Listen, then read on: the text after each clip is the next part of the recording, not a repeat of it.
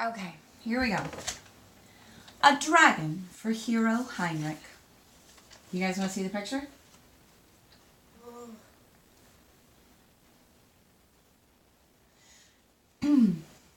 Querquabad, the silver sage, had slumped down in his chair asleep, for already the hour was late. Consequently, he missed an experience more beautiful and more extraordinary than any he had known in the 107 years of his life. And so did many other Amarganth, citizens as well as visitors, who, exhausted by the festivities, had gone to bed. Only a few were still awake, and those few were uniquely privileged. Falkor, the white luck dragon, was singing. High in the night sky he flew in circles over the lake of tears, and let his bell-like voice ring out in a song without words, a simple, grandiose song of pure joy. The hearts of all those who heard it opened wide. And so it was with Bastian and Atreyu, who were sitting side by side on the broad balcony of Querquabad's palace. Neither had ever heard the song of a luck dragon before. Hand in hand they listened in silent delight. Each knew that the other shared his feeling, a feeling of joy at having found a friend, and they took care not to spoil it with idle words. Hey, Elliot, maybe you could not do that. I know, I was just finishing up my hot chocolate. The great hour passed.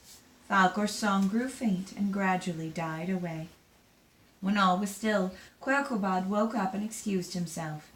I'm afraid, he said, that old men like me need their sleep. I'm sure you youngsters will forgive me. I must really be off to bed. They wished him a good night, and Querquabad left them. Again the two friends sat for a long while in silence, looking up at the night sky, where the luck dragon was still flying in great slow circles. From time to time he passed across the full moon like a drifting cloud. Doesn't Falkor ever sleep? Bastian asked finally. He's asleep now, Atreyu replied. In the air? Oh, yes. He doesn't like to stay in houses, even when they're as big as Querquabad's palace. He feels cramped. He's just too big, and he's afraid of knocking things over, so he usually sleeps way up in the air. Do you think he'd let me ride him sometime? Of course he would, said Atreyu. Though it's not so easy. You've got to get used to it. I've already ridden Grobramon, said Bastian. Atreyu nodded and looked at him with admiration. So you said during your contest with hero Hynreck. How did you tame the many-colored death? I have Oren, said Bastian. Oh, said Atreyu. He seemed surprised, but he said nothing more. Bastian took the childlike Empress's emblem. He's like, I have Oren. That's how I was even there in the first place. Bastian took the childlike Empress's emblem from under his shirt and showed it to Atreyu. Atreyu looked at it for a while. Then he muttered, So now you were wearing the gem. Thinking he detected a note of displeasure, Bastian hastened to ask, Would you like to have it back? He started undoing the chain. No!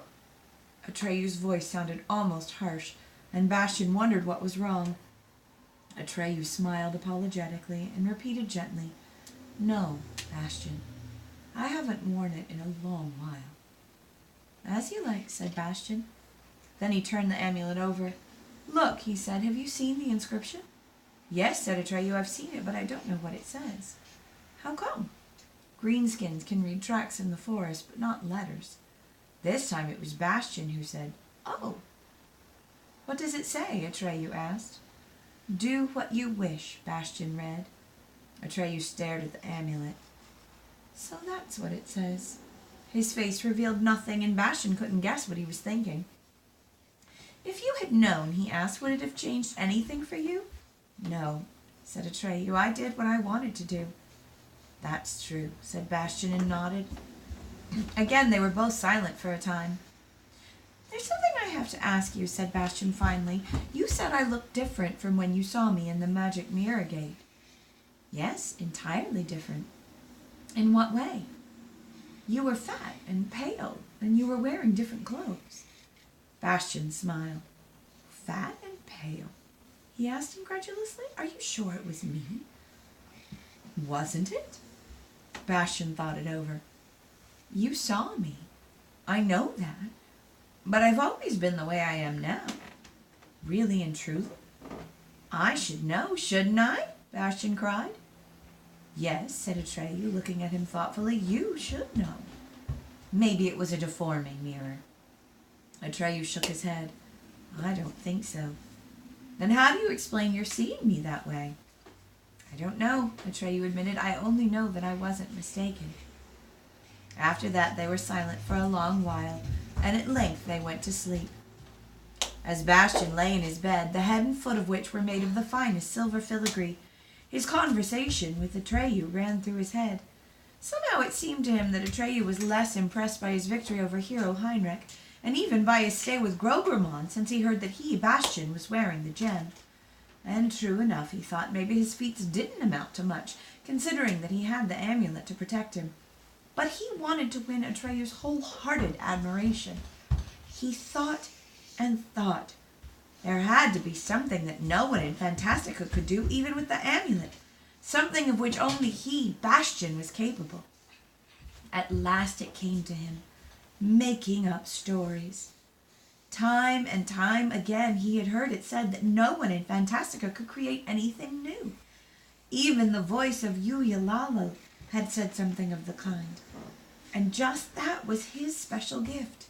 He would show Atreyu that he, Bastian, was a great storyteller.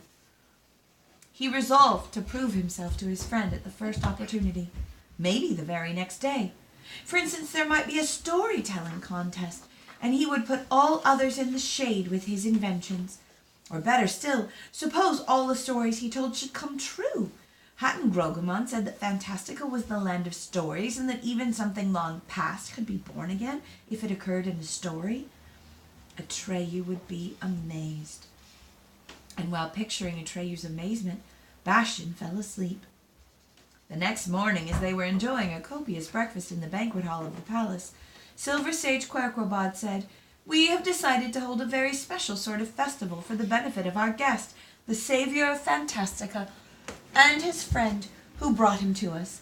Perhaps, Bastian Balthazar Bux, it is unknown to you that in keeping with an age-old tradition, we Amarganthians have always been the ballad singers and storytellers of Fantastica." I forgot to do the voice. "From an early age, our children are instructed in these skills. When they grow to adulthood, they journey from country to country for several years, practicing their art for the benefit of all. Everywhere they're welcomed with joy and respect. But we have one regret. Quite frankly, our stock of stories is small, and many of us must share this little. But word has gone round, whether true or not, I don't know, that you, in your world, are famous for your stories. Is that the truth?" "Yes," said Bastian. "They even made fun of me for it." Silver Sage Querquabad raised his eyebrows in disbelief. "Made fun of you for telling stories that no one had ever heard? How is that possible? None of us can make up new stories, and we, my fellow citizens, and I would all be infinitely grateful if you would give us a few. Will you help us with your genius?" "With pleasure," said Bastian. After breakfast, Bastian, Atreyu, and the Silver Sage went out to the steps of Querquabad's palace, where Falcor was already waiting for them. A large crowd had gathered, but on this occasion it included few of the outsiders who had come for the tournament, and consisted largely of Amarganthians, men, women, and children, all comely and blue-eyed, all clad in silver. Most were carrying stringed instruments, harps, lyres, guitars, or lutes, all of silver. For almost everyone there hoped to display his art in the presence of Bastian and Atreyu. Again chairs had been put in place. Bastian sat in the middle between Querquabad and Atreyu, and Falcor stood behind them. Querquabad clapped his hands. When the crowd fell silent, he announced, "The great storyteller is going to grant our wish and make us a present of some new stories. Therefore, friends, give us your best. to put him in the right mood. The Amaganthians all bowed low. Then the first stepped forward and began to recite. After him came another, and still others. All had fine, resonant voices and told their stories well. Some of their tales were exciting, others merry or sad, but it would take us too long to tell them here. In all, there were no more than 100 different stories. Then they began to repeat themselves. Those who came last could only tell what their predecessors had told before them. Bastian grew more and more agitated while waiting for his turn. His last night's wish had been fulfilled to the letter, and he could hardly bear the excitement of waiting to see whether everything else would come true as well. He kept casting glances at Atreyu, but Atreyu's face was impassive, showing no sign of what he might be thinking. At length, Querquabad bade his compatriots desist and turned to Bastian with a sigh. I told you, Bastian Balthazar Bucks, that our stock of tales was small. It's not our fault. Won't you give us a few of yours? I will give you all the stories I've ever told, said Bastian, for I can always think up new ones. I told many of them to a little girl named Krista, but most I thought up only for myself. No one else has heard them. But it would take weeks and months to tell them all, and we can't stay with you that long.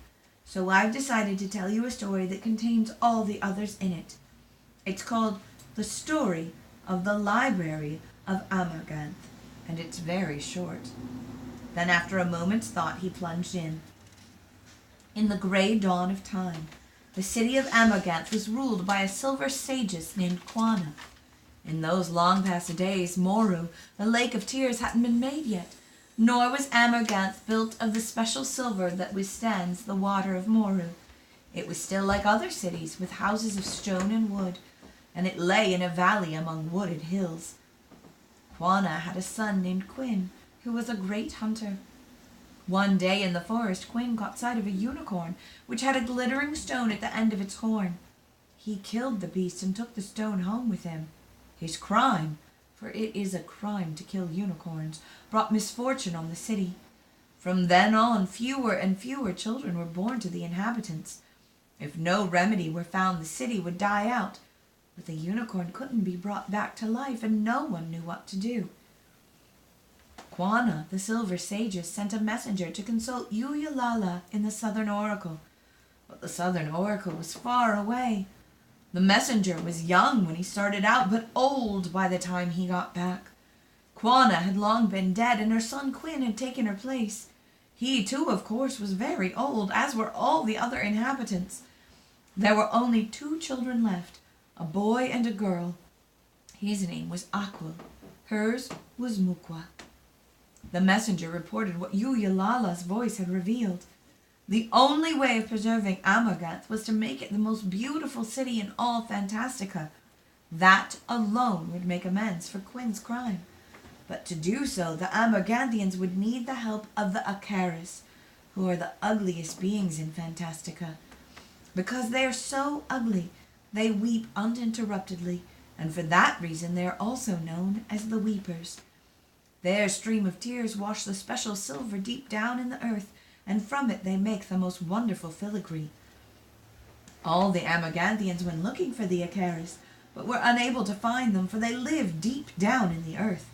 At length only Aquil and Mukwa were left. They had grown up, and all the others had died.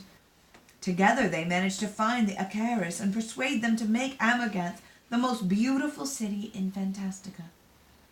First the Acaris built a small filigree palace, set it on a silver barge, and moved it to the marketplace of the dead city. Then they made their streams of underground tears well up in the valley among the wooded hills. The bitter waters filled the valley and became Moru, the Lake of Tears. On it the first silver palace floated, and in the palace dwelt Aquil and Mukwa. But the Acaris had granted the plea of Aquil and Mukwa on one condition, namely, that they and all their descendants should devote their lives to ballad singing and storytelling. As long as they did so, the Acaris would help them, because then their ugliness would help to create beauty.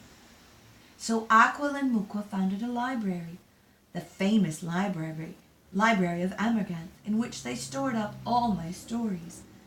They began with the one you've just heard, but little by little they added all those I've ever told, and in the end there were so many stories that their numerous descendants, who now inhabit the Silver City, will never come to the end of them. If Amarganth, the most beautiful city in Fantastica, is still in existence today, it is because the Icarus and the Amarganthians kept their promise to each other, though today the Amarganthians have quite forgotten the Icarus, and the Icarus have quite forgotten the Amarganthians. Only the name of Moru, the Lake of Tears, recalls that episode from the grey dawn of history. When Bastion had finished, Silver Sage Querquabad rose slowly from his chair. Bastion Balthazar Bucks, he said, smiling blissfully, you have given us more than a story, and more than all the stories in the world. You have given us our own history. Now we know where Moru and the silver ships and the palaces on it come from. Now we know why we have always, from the earliest times, been a people of ballad singers and storytellers. And best of all, we know what is in that great round building in the middle of the city, which none of us since the founding of Amarganth has ever entered, because it has always been locked. It contains our greatest treasure, and we never knew it. It contains the library of Amarganth. Bastion could hardly believe it. Everything in his story had become reality, or had it always been? Grograman would probably have said both. In any event, he was eager to see all this with his own eyes. "Where is this building?" he asked. I will show you, said Querquabad, And turning to the crowd, he cried, come along, all of you. Perhaps we shall be favored with more wonders. A long procession, headed by the Silver Sage, Bastion, and Atreyu, moved over the gangplanks connecting the silver ships with one another, and finally stopped outside a large building which rested on a circular ship and was shaped like a huge silver box. The outside walls were smooth, without ornaments or windows. It had only one large door, and that door was locked. In the center of the smooth silver door, there was a stone set in a kind of ring. It looked like a piece of common glass. Over it, the following inscription could be read. Oh my goodness.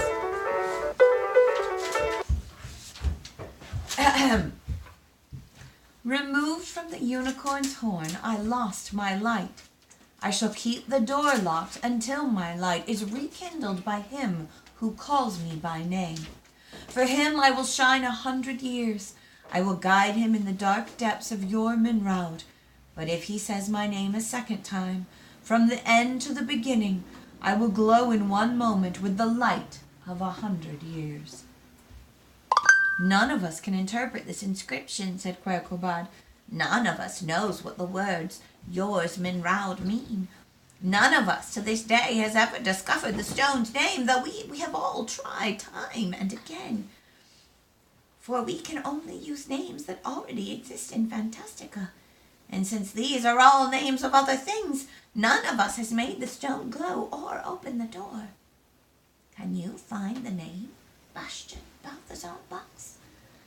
A deep, expectant silence fell on the Amarganthians and non-Amarganthians alike. Altasir! Cried Bastion. In that moment, the stone glowed bright and jumped straight from its setting into Bastion's hand. The door opened. A gasp of amazement rose from 1,000 throats. Holding the glowing stone in his hand, Bastion entered the building, followed by Querquabad and Atreyu. The crowd surged in behind them.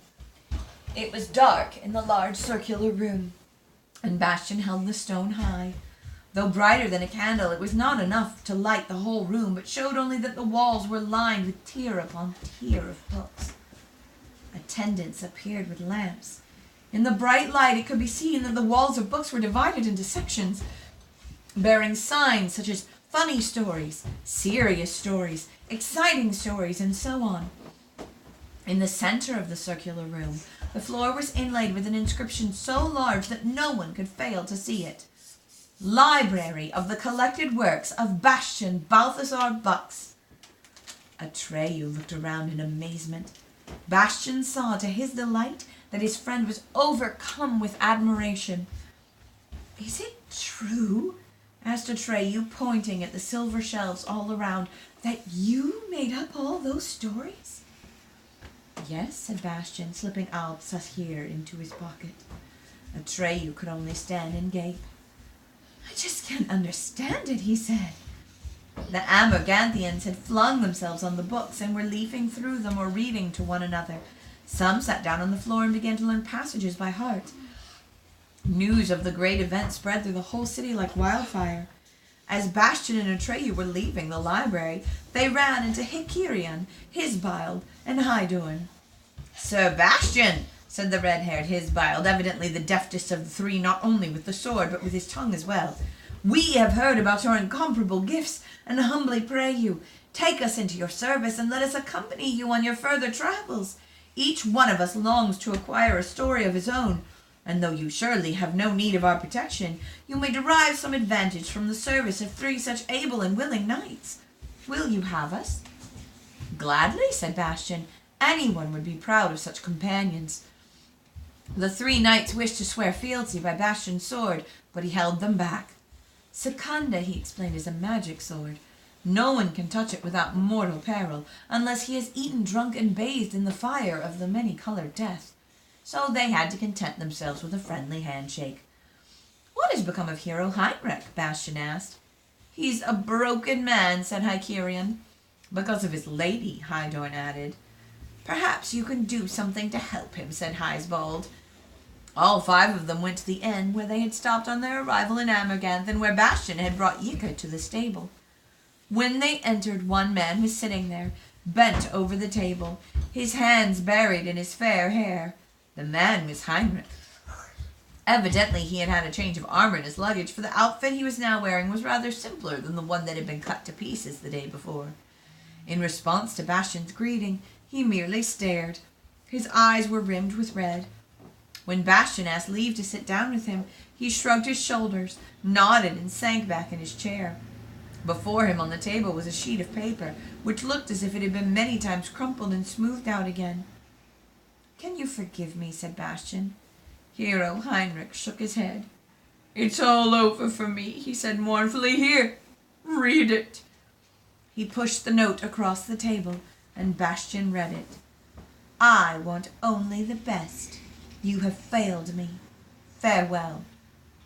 "From Princess Oglamar?" Bastian asked. Hero Hynreck nodded. "Immediately after our contest, she mounted her palfrey and rode off to the ferry. God knows where she is now. I'll never see her again."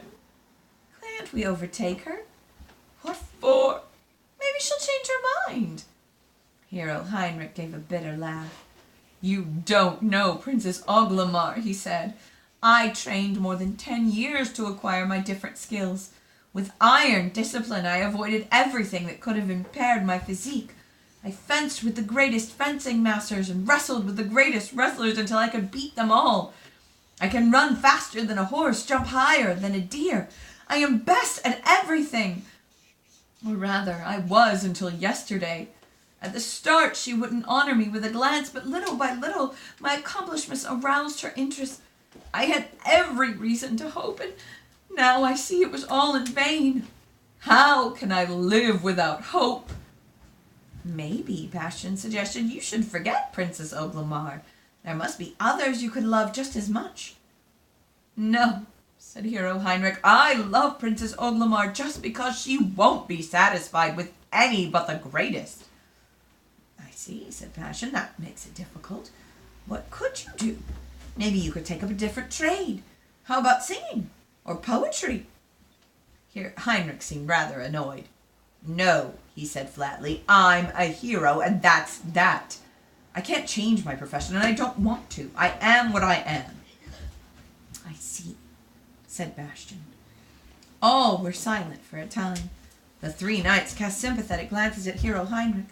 They understood his plight. Finally, Hisbald cleared his throat and turned to Bastian. "Sir Bastian," he said, "I think you could help him." Bastian looked at Atreyu, but Atreyu had put on his impenetrable face. "A hero like Hynreck," said Hydorn, "is really to be pitied in a world without monsters. See what I mean? No, Bastion didn't see. Not yet, at any rate. Monsters, said Hynreck, winking at Bastion and stroking his huge mustache. Monsters are indispensable if a hero is to be a hero. At last, Bastion understood. Listen to me, hero Hynreck, he said. When I suggested giving your heart to another lady, I was only putting your love to the test. The truth is that Princess Oglamar needs your help right now, and that no one else can save her. Hero Hynreck pricked up his ears. Is that true, Sir Bastion? It's true, as you will soon see. Only a few minutes ago, Princess Oglamar was seized and kidnapped. By whom? By one of the most terrible monsters that have ever existed in Fantastica, the dragon Smurg. She was riding across a clearing in the woods when the monster saw her from the air, swooped down, lifted her off her palfrey's back, and carried her away. Hynreck jumped up. His eyes flashed, his cheeks were aglow, he clapped his hands for joy. But then the light went out of his eyes and he sat down. That's not possible, he said. There are no more dragons anywhere. You forget, hero Hynreck, that I come from far away, from much farther than you have ever been. That's true, said Atreyu, joining in for the first time. And this monster really carried her away? Hero Hynreck cried. Then he pressed both hands to his heart and sighed. Oh, my adored Oglamar, how you must be suffering. But never fear, your knight is coming. He is on his way. Tell me, what must I do? Where must I go? Far, far from here, Bastion began, there's a country called Morgul, or the land of cold fire, because flames there are colder than ice. How you reach that country I can't tell you. You must find out for yourself. In the center of Morgul there is a petrified forest called Wodgabay, and in the center of that petrified forest stands the leaden castle of Rhaegar. It is surrounded by 3 moats. The first is of arsenic, the second of steaming nitric acid, and the third is swarming with scorpions as big as your feet. There are no bridges across them, for the lord of the leaden castle is Smurg, the winged monster. His wings are made of slimy skin, and their spread is 100 feet. When he isn't flying, he stands on his hind legs like a gigantic kangaroo. He has the body of a mangy rat and the tail of a scorpion, with a sting at the end of it. The merest touch of that sting is fatal. He has the hind legs of a giant grasshopper. His forelegs, however, which look small and shriveled, resemble the hands of a small child. But don't let them fool you. There's a deadly power in those hands. He can pull in his long neck like a snail does its feelers. There are 3 heads on it. One is large and looks like the head of a crocodile. But where, from it he can spit icy fire. But where a crocodile has its eyes, it has 2 protuberances. These are extra heads. One resembles the head of an old man. With it he can see and hear, but he talks with the second head, which has the wrinkled face of an old woman. While listening to, oh, that's so cute. While listening to this description, hero Hynreck went pale. What was this monster's name, he asked. Smurg, Bastion repeated. He's been wreaking his mischief for 1,000 years, because that's how old he is. It's always a beautiful maiden that he kidnaps, and she has to keep house for him until the end of her days. When she dies, he kidnaps another. You're showing your drawing? Yeah. Why haven't I heard of this dragon? Smurg flies incredibly far and fast. Up to now, he's always chosen other parts of Fantastica for his raids. Besides, they only happen once in every 50 years or so. Hasn't any of these maidens ever been rescued? No. That would take a very special sort of hero. These words brought the color back to hero Hynreck's cheeks, and remembering what he'd learned about dragons, he asked, Has this Smurg a vulnerable spot? Oh, said Bastion, I almost forgot. In the bottommost cellar of Rhaegar Castle, there's a lead axe. It's the only weapon Smurg can be killed with, so naturally he guards it well. You have to cut off the 2 smaller heads with it. How do you know all this? Asked hero Hynreck. Bastion didn't have to answer, for at that moment cries of terror were heard in the street. A dragon! A monster! Up there in the sky! Horrible! He's coming this way! Run for your lives! No, he's already got somebody! Hero Hynreck rushed out into the street, and all the others followed. Up in the sky, something that looked like a giant bat was flapping its enormous wings. For a moment, as it came closer, he looked exactly as Bastion had just made him up, and in his two shriveled but oh so dangerous little arms, he was clutching a young lady who was screaming and struggling with all her might. "Hynreck!" she screamed. "Hynreck! Hynreck, my hero, help!" And then they were gone. Hynreck had already brought his black stallion from the stable and boarded one of the silver ferries that crossed to the mainland. "Faster! Faster!" he could be heard shouting at the ferryman. "I'll give you anything you ask, but hurry!" Bastion looked after him and muttered, "I only hope I haven't made it too hard for him." Atreyu cast a sidelong glance at Bastion. Then he said softly,